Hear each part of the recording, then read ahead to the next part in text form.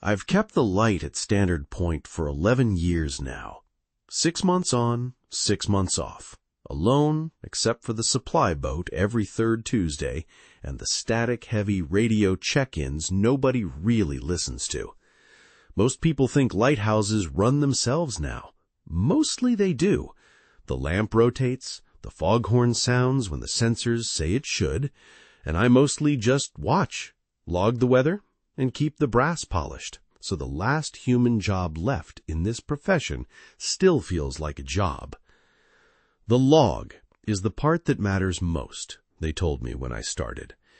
Every keeper before automation kept one, and even now it's tradition. Wind speed, visibility, ship traffic, any anomaly. You write in it every night before you sleep. It's mostly a formality. Stannard Point isn't much to look at if you're picturing something charming. It's a squat concrete tower on a rock shelf 4 miles off the coast. No trees, no soil to speak of, just gulls and wind, and a narrow spiral staircase that groans on every third step no matter how much oil I put on the hinges. The supply boat drops off food, mail, and whatever paperback I ordered, and then it's gone again until the next Tuesday. I chose this life on purpose. I like the quiet. I like that nothing here asks anything of me except attention. That's what makes the last 3 weeks so hard to explain. Nothing about this posting has ever asked more of me than a clean log and a working lamp. Until the rotation started, I could have told you Stannard Point was the least eventful place I'd ever lived. 3 weeks ago, I noticed the light was rotating 1 extra time each night, always at exactly 3:04 in the morning. 1 full rotation more than the mechanism should perform. Then it corrects itself like nothing happened. I checked the gears, I checked the wiring, I checked the automated timer logs, and every single one of them showed the light behaving exactly as programmed, which meant either the equipment was lying to me or I was seeing something the equipment couldn't. I started staying up to watch it happen. 3:03, 3:04. The beam swings around the horizon like always, and then, just once, it goes around again, slower, like it's looking for something out past where the beam should be able to reach. I called the mainland office about it on the Tuesday check-in, expecting them to tell me it was a known quirk of the old motor, something every keeper eventually notices and forgets about. The woman on the other end went quiet for longer than a bad connection should account for, then told me the maintenance logs showed nothing unusual, and that I should note it and move on. She didn't ask a single follow-up question. In 11 years of these calls, she has never once failed to ask a follow-up question. The mechanism room is below the lamp, and there's a cabinet down there I'd never had reason to open. Old iron, painted over so many times the keyhole barely shows through. I finally forced it open 2 nights ago, more out of frustration than curiosity. Inside were logbooks, dozens of them, going back, and I checked this against the station records twice, to 1891. Cracked leather, water-stained pages, the ink faded to brown in the oldest ones. I pulled the most recent one first, dated only 6 years before I started this posting. The handwriting was mine. Not similar, not close. Mine. The same slight backward slant on my lowercase g, the same way I cross my sevens, the same habit of underlining the wind speed when it's above 30 knots. I flipped through page after page, and every single entry, dated years before I was even hired here, described nights I remembered living. My handwriting, recording things that hadn't happened to me yet when it was supposedly written.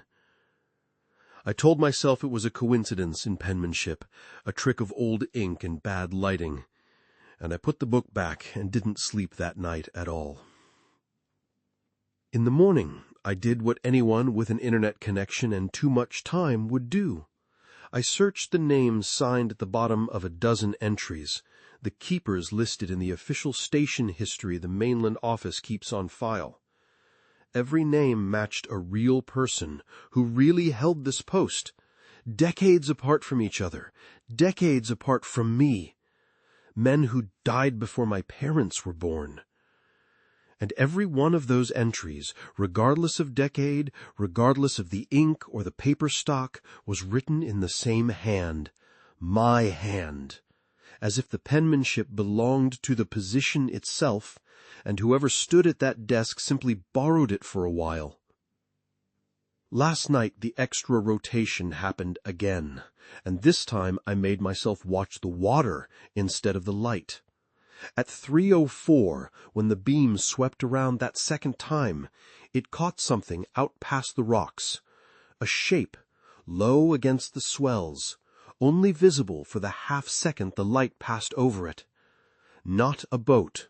The proportions were wrong, too narrow, too still, sitting too high in water that should have swallowed anything that size. It didn't move while the light was on it, but right before the beam swung past, I swear I saw it turn, like it had been facing away and had just enough time to notice I was watching back. I went down to the cabinet again this morning. I pulled the oldest logbook I could find, the one from 1891, so brittle I had to turn the pages with a cloth so the oil from my fingers wouldn't finish destroying it. The final entries in that book, from the final keeper on record before the light was automated for the first time, described this: the extra rotation, the shape in the water, the discovery of a locked cabinet full of logs written in a hand that wasn't his, describing nights he hadn't lived yet. He wrote that he understood, finally, what the position actually was. Not a job, a rotation. Each keeper writes the record for the one who comes after, whether they've met yet or not, because something out past the rocks needs the light to keep turning, and the log needs to keep being written by someone who believes they're choosing to write it. His last entry ends mid-sentence. No explanation, no goodbye, just the pen stopping.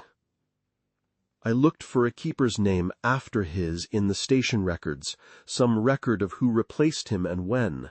There's a 6-month gap before the next name appears, longer than any other transition in the whole history of the post.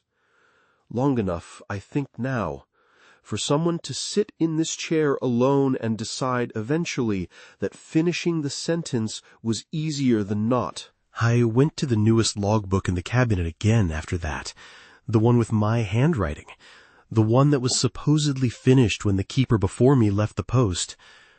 I hadn't looked closely enough the first time. Near the back there are blank pages, dozens of them. And on the very last written page, in my own hand, is tonight's date. The entry for tonight is already there. Weather conditions I haven't measured yet. Visibility I haven't checked. And at the bottom, where the final line always goes, it says, extra rotation at 3:04, as expected. Subject observed at range. Subject noticed observer. It's 2:51 now. I'm sitting at the desk in the mechanism room with the current logbook open in front of me, the one I'm supposed to be filling in myself, in real time, the normal way every other night. The blank page underneath tonight's date is waiting. I don't know if I'm going to write what happens next because I choose to, or because it's already written somewhere I haven't found yet, in a hand I won't recognize as mine until years from now. The light is due to sweep past in 13 minutes. I can already feel myself picking up the pen.